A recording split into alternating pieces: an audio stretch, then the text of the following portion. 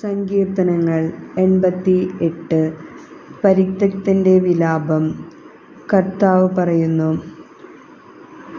1 മുതൽ 8 വരെയുള്ള വചനങ്ങൾ.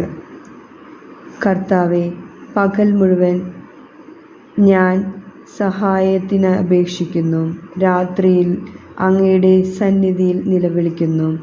എൻ്റെ പ്രാർത്ഥന അങ്ങയുടെ മുമ്പിൽ എത്തുമാറാകട്ടെ.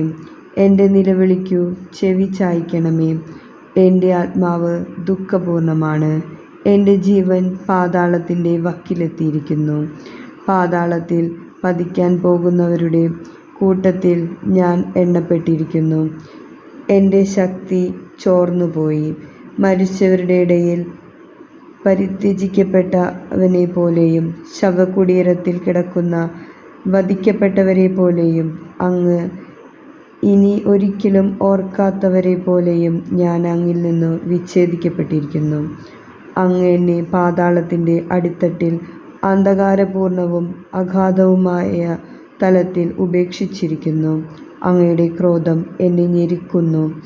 അങ്ങയുടെ തിരമാലകൾ എന്നെ മൂടുന്നു. കൂട്ടുകാർ എന്നെ വിട്ടകലാൻ അങ്ങ് ഇടയാക്കി. അവർക്കെന്നെ ബീഭത്സവസ്തുവാക്കി രക്ഷപ്പെടാൻ ആവാത്തവിധം അങ്ങ് എന്നെ തടവിലാക്കി. നമ്മുടെ കർത്താവായ